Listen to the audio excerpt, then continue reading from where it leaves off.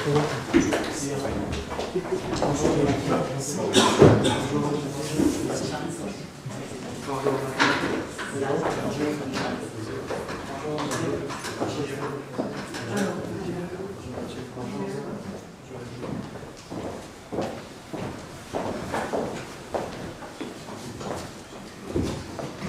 au cadre de stratégie. S'il vous plaît, éteignez le son de vos appareils électroniques.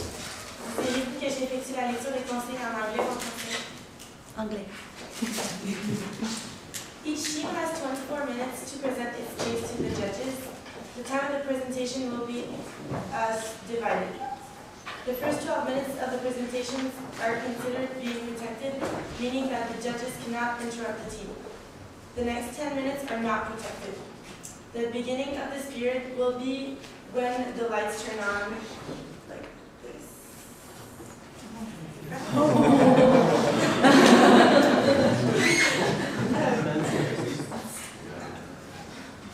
The judges have the possibility of interrupting the presentation in order to ask a question of clarification on the subject presented at this moment. The judge will have to limit himself to 15 seconds to ask his question.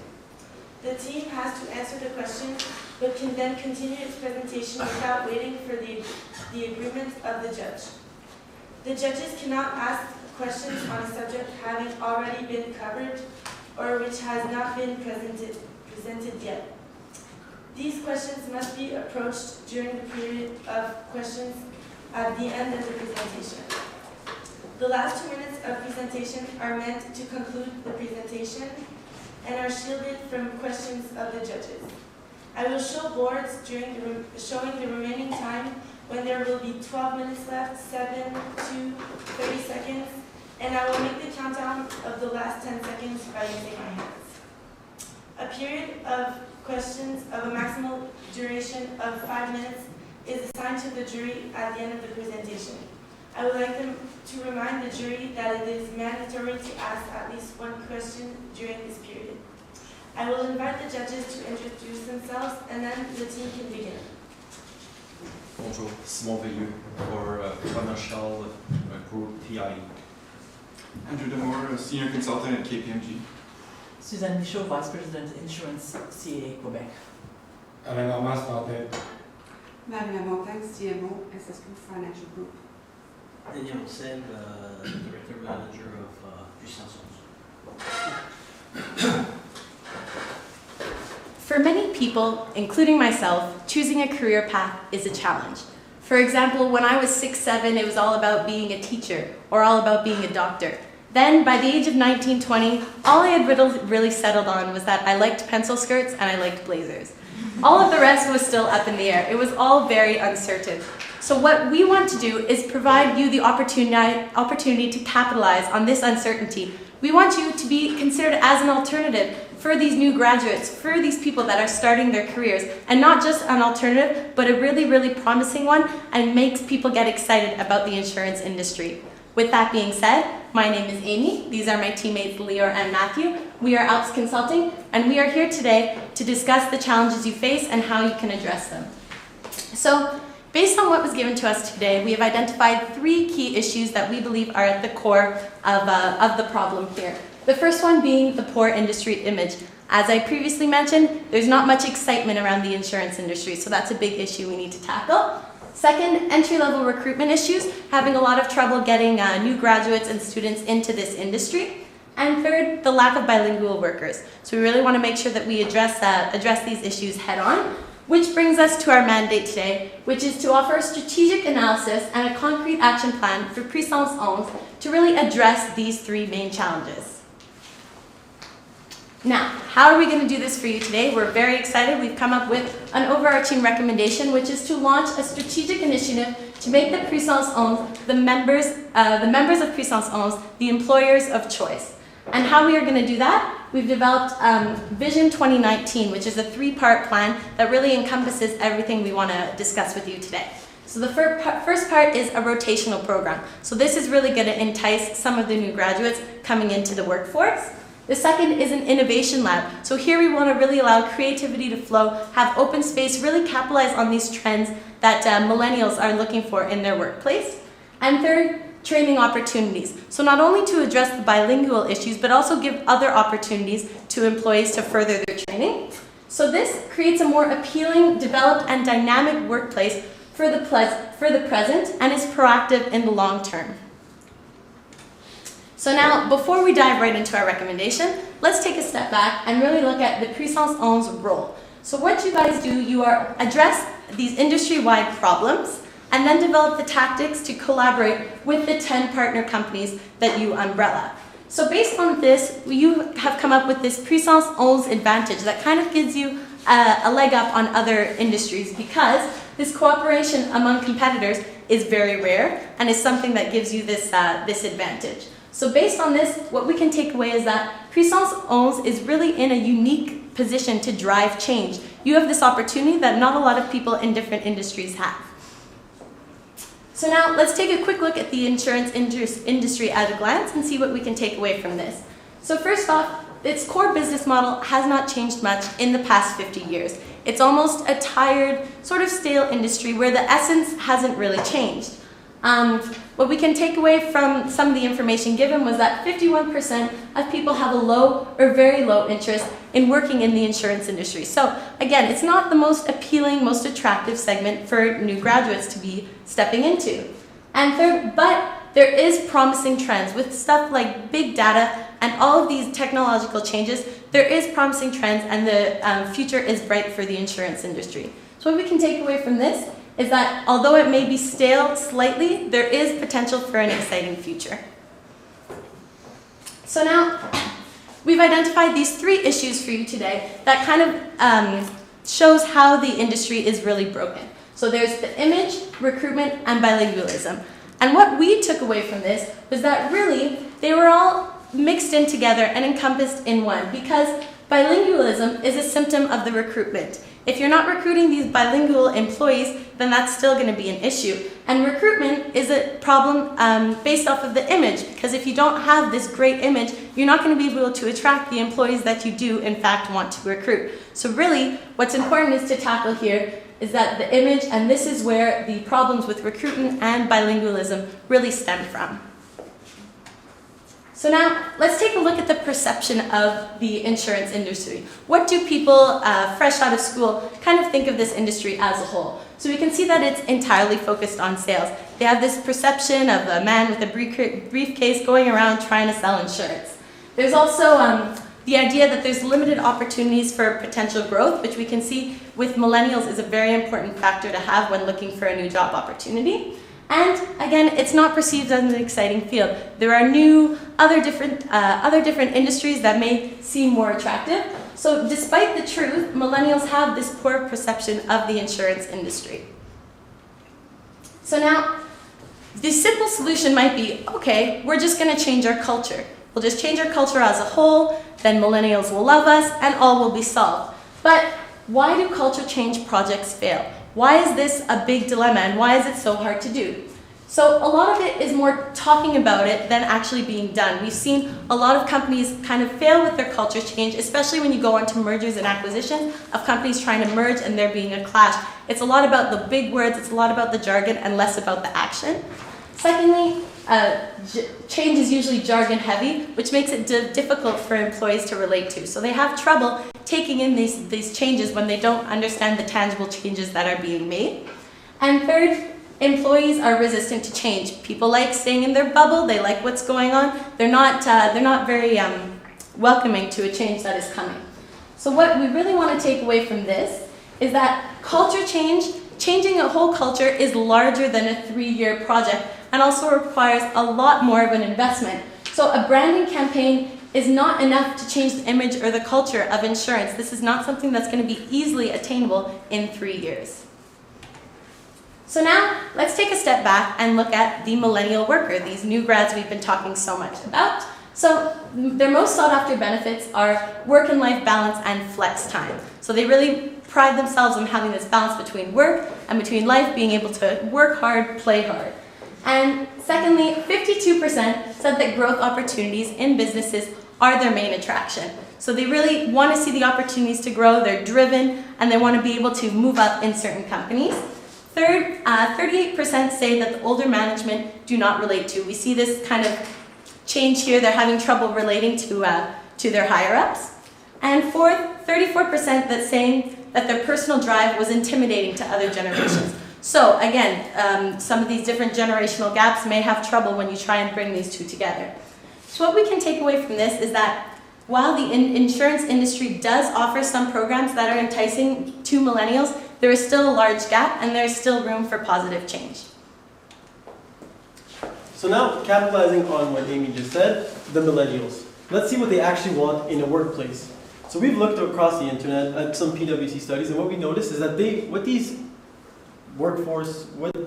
future workforce aspire to is they really want a flat organizational structure. They want a flexible workspace. They don't really want to be bossed, and they don't want a direct chain of command all the time. They want clear career plans. They don't want to say, okay, I could do just sales and only sales. They want to really have that option to change later on. They want the ability to lead. They want the ability to change. And that's what's really the characterizing, the definition of the millennials. They really want to drive change in their industry. As well as training and development. And open office is just a trend that we've seen more often. And now just to pack this all together, the ideal millennial employer, we've seen people often relate to Google. Now, why Google? Because they have a lot of these, that startup culture that all these millennials talk about. They have programs such as Google X, which is their innovation lab, where they tell these employees it's a 70-20-10 structure, where 70% of the time you're obliged to do Google-related work, 20% of the time you work on projects related to work, and 10% of the time is free. So you really see that these large cap companies, they're really capitalizing on these trends, and they're really having a lot of success getting these millennials and harboring all this talent above other companies. So from all this analysis, we want you to take away 3 things. One, that the current operating structure in the insurance industry is contrary to what the millennials want. If you want the millennials to start working at the insurance companies of the Puissance 11, you really have to change the operating structure. 2, culture cannot be easily changed. Simply launching a marketing campaign and saying we change our culture and throwing these buzzwords here and there is not going to change. You've got to really take serious action. And again, creating a large culture change is a heavy risk, so we really want to move forward and recommend a plan that's going to mitigate these risks and really ensure that the millennials feel as if they can work there for the long term. So again, leading back to our recommendation. So having said all this, what we're recommending today is to launch a strategic initiative to make the Puissance 11 members the employees of choice for the millennials of tomorrow. So again, we're going to do this with a 3-pronged approach. We're going to implement a rotation program, we're going to implement an innovation lab, which we'll shortly discuss, and lastly, we'll implement these training opportunities where these millennials can go far beyond their job description and really grow within a company. So now, high level, what does this solve? What does a rotation program, an innovation lab, and training opportunity solve? Well, we've outlined 3 key issues that we've seen in your business model, which were recruitment issues, poor image of the insurance industry, and bilingualism and other operating issues. Well, we think the rotational program directly addresses the recruitment because you're appealing to what they want. They want change. They want a high dynamic environment where they can make a change. We think the innovation lab, where you give them the creativity to come up with new products, with new methods, with new processes to improve a lot of the foundations of the insurance industry, is something that will appeal to the millennials and really improve the brand image because it shows that you're not only following in the footsteps of companies like Google where they already want to work, but you're really at the forefront of this by offering them supplementary stuff such as the more training opportunities. And on that note, for the training opportunities, we believe that these millennials, they seek a lot more than just their current job description. They want to learn more. They always want to grow. They want to grow within a company. We think this is the way to do so. So we see that overall, this Vision 2019, all combined, we think this creates a more appealing, developed, and most importantly, it's a dynamic work environment. And all this is going to improve the brand image, which is essentially going to lead to the goal that you wanted, which was to bring in new talent. So then right off the bat, we just wanted to clarify that Puissance 11 is to play a supporting role by developing the framework and then helping members all along the way with implementing it. It's by no means they're burdening the cost of all these. They're really the face of it, and they're really at the more planning level than at the actual action level. So now, for the remainder of the presentation, we acknowledge that you may have questions too. We structured it as so. First, we're going to explain to you why the rotational program, what it does, and how it affects the organization and the Puissance 11 as a whole. Then we're going to move on to the innovation labs, again, explain you what it is and how it affects. And we're also going to talk to you about the training programs. So we're going to dive right into the rotational program. So again, this solves a recruitment issue, which is one of the core issues we've noticed in your business model. So what is it? It's a 2-year program. We've modeled off Banque Nationale, PepsiCo, P&G's, their Canadian rotation program. So we took the very best, we combined it, packaged it, and then added a little twist to it to make it unique to the insurance industry. So just some initiatives that we can get into later is, for example, there's assigned mentors. It's going to be 2-month mandates on individual desks or geographic locations, depending on the organization. There's going to be, it's across product groups to show the millennials that insurance is not only about the salesman with the briefcase. There's a lot more to offer. The products have developed, the processes have developed, and there's a lot more than on the surface of what they think it is. And lastly, what we think is really important along these millennials is the bi-weekly meetings and rotation activities. What this does is you're really going to be able to harbor their feedback, and you'll really be able to create an environment where it's not only going to benefit you as an employer because you're going to get the innovative and increased production, but they're going to want to tell their friends, we really love the insurance industry and we think you should seriously consider a career in it. So overall, we think that this rotation program is going to show new employees that insurance has more to offer than simply sales, and it's going to drive employee interest and loyalty in the long run. So now, just a quick, in terms of recruiting to the program, we think that the university graduates and the university students would probably be the best target for this, as they're the ones seeking a lot of these new positions in the insurance industry. And we believe they're the ones that could really bring the most to your organizations. So how are we going to accomplish this? With a mix of traditional and some new 21st century Web 2.0 initiatives. So one, we're going to continue with the on-campus recruitment. We recommend implementing campus brand ambassadors, so people that are really loyal to the individual companies, to each of the Puissance 11 companies, that can really advocate and talk to their fellow students about it. Continued event sponsorships, such as case competitions and charity events. We think that hosting networking cocktails at the new innovation labs, which my colleague Matt will talk to you about, is a key point. And lastly, we really recommend implementing a recruitment portal. Now, the recruitment portal is something we want to talk to you a bit more about, because we've seen something in the US called MyPath, which is something very similar to this, which essentially it's an information hub. It's more than a job recruitment portal. It's really there to educate people, and not only students, just potential employees, about what the insurance industry has to offer, what these individual companies has to do it. And we believe that the recruitment portal, which would be powered by Puissance 11, is in the best position to do so, because you are actually at the forefront, you're at the helm of the 10, arguably the 10 most important insurance companies in Canada, not only Quebec. So you're at a unique position to drive this change and to amalgamate this information. So what's going to be on this portal? So again, there's going to be some job posting. What we think would be really interesting is scheduled office tours. So you give people a sense of how it is to work on a day-to-day basis, more than just looking on a screen, really a tour. One-click LinkedIn applications. We know that a lot of this is not unique to the insurance industry and the financial industry. The application processes are very long and tiresome.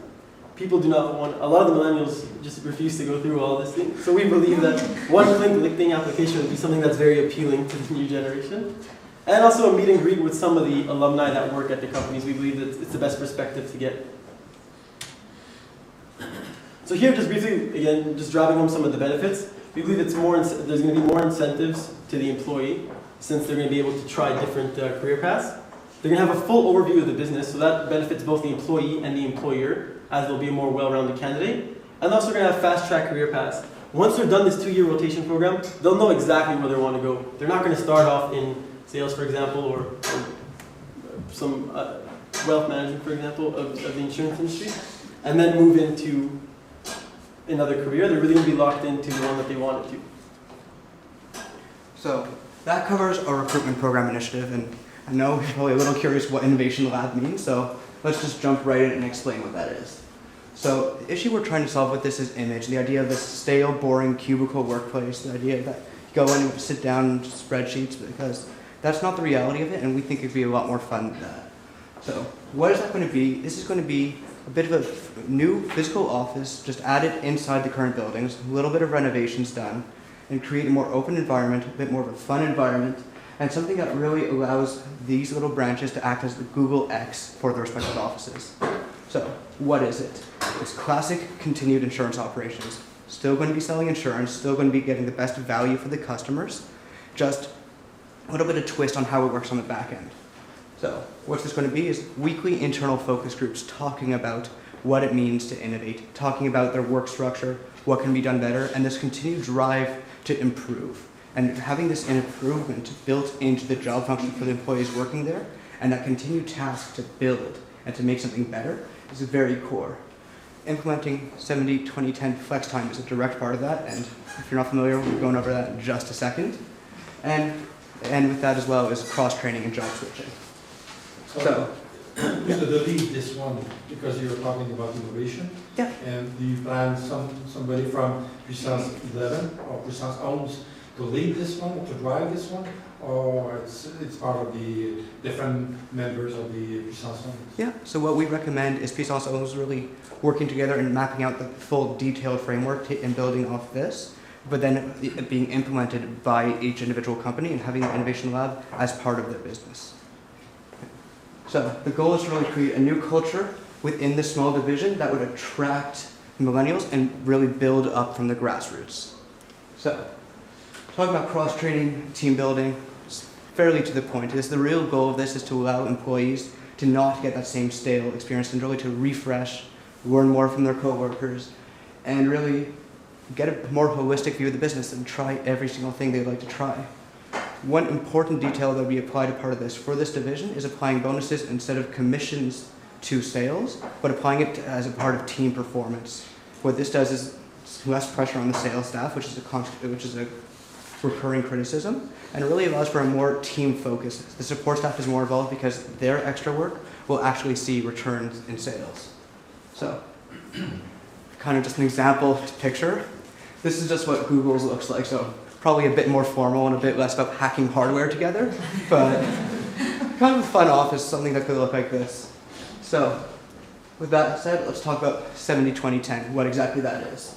70% of the employee's time is going to be still dedicated to that core function. So if they're sales staff, 70% of the time is sales, whether it's following leads, building leads, whatever it may be. 20% of the time is going to be more department related. So if you're in sales, it's, you know what, let's try building a new sales approach. Let's try building content, whatever it may be, and they have a bit of individuality and be able to craft this. And 10% is self-led projects. And that's really where those last two categories are we see the innovation lab coming in and paying off. This is where they really get to explore their creativity, work together, and really build that workforce and really build into what the millennials want. And this is just an example of something by Desjardins already in place. Of course, this is more on the customer end, but this is the kind of output that could come out of one of these innovation labs. I think it's a great start and could be continued on. So, that brings us to training programs. Really, what this is all about is simply encouraging development of employees. This isn't just about encouraging for you, but for them, especially with the millennials. This is something they want, and they're really excited about it when it's offered. So, it's a lot of fun. So, let's talk about the two types of development. We see it as offered partially through career development and skills development. In terms of career development, one of the key levels is really going to just be career pathing and helping them understand where they are in the business so that they don't feel they're stuck in the same job, that they understand it's very easy to grow. So an example of that, just on the left, you can see someone who starts out in an analyst position could move up to be a manager, given he meets the criteria that would be listed through the meeting with HR. That moves up to associate, and there's just a constant plan that the employees are informed of and they understand. So this is very motivating to millennials. And it's really important is that clear, measurable criteria for promotion. In terms of skills, a whole bunch of skills that can be developed. Not all will be relevant to every single position, but what's really important about this is really giving that opportunity. A couple of ideas we really recommend implementing for this is first a digital training platform available through however they want to train. Mobile, so if on the bus and in the commute in the morning, they want to work on their English skills, something they can do. Computer, tablet, whatever. What else we recommend is gamification. So what that is it's really kind of taking a video game approach to it and adding a leaderboard. How many trainings have you completed? Who has the best score? Who did the best results? This is something that's just a little bit of fun. It's just something that adds an extra level to it, makes it a little bit more social within the workplace. And this allows for more developed employees to go through all this program to really give back to the business with these added skills. Et on connaît vraiment le bénéfice de parler d'avoir une équipe bilingue. Alors de ça, on peut vraiment parler d'un partenariat avec Duolingo. So what this is very, very proven trained platform to talk to train employees in language and help them understand. And just to give an idea of that gamification platform, that image on the right shows people on their scoreboards, how they're progressing. If I'm seeing that the person sitting next to me at work is going faster and learning more than I am, maybe I'll try one more training that day. And what's really cool is right now this is a program that's currently offered for schools. So with the backing of Puissance 11, we'll be able to offer this for all companies. This is something that could be really fun and just very readily increase the bilingualism of the workforce.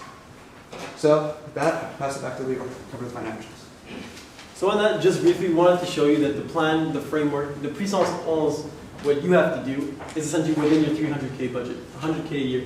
So we see that developing the sample rotation program takes roughly $60,000, $20,000 a year. This is really developing, working with people that have already done it, maybe even looking at modeling off existing ones to really get that into place. The Innovation Labs initiative is really this we modeled off as a percentage of sales of what Google invested in.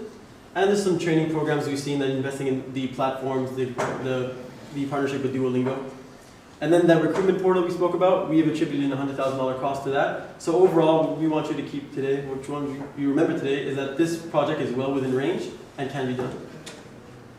So overall here, we just looked at a few results that have yielded for P&G and Google. So you see that over a 3-year period, their employee productivity actually increased 44%, and they've developed new products that actually led to increases in sales. So there's a tangible financial implication to this. So overall, what we want to leave you with is that today you came to us asking us how to increase engagement, how to make millennials more involved, and how to really make the insurance industry modern again. We implemented a rotation program, innovation lab, and training opportunities, and we see that it addresses 3 of the key issues we've seen in your current business model.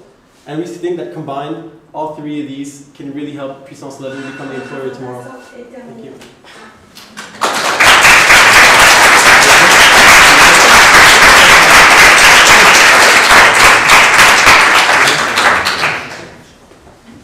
I have a question about your rotational program. I just want to check with you, is it offered to all new employees or a certain type of employees like professional, or it would be even offered to somebody who's take care of the maintenance in the company? To who would it be offered? The rotational program is designed a bit more towards new hires of any sort. Specific focus on graduates from business schools who would have an interest already in this industry and would have a skill set aligned with those who would be looking more towards being fast-tracked towards management. But any person who applies and meets the criteria who would be benefited by being fast-tracked and learning about the business should be considered. Okay, thank you.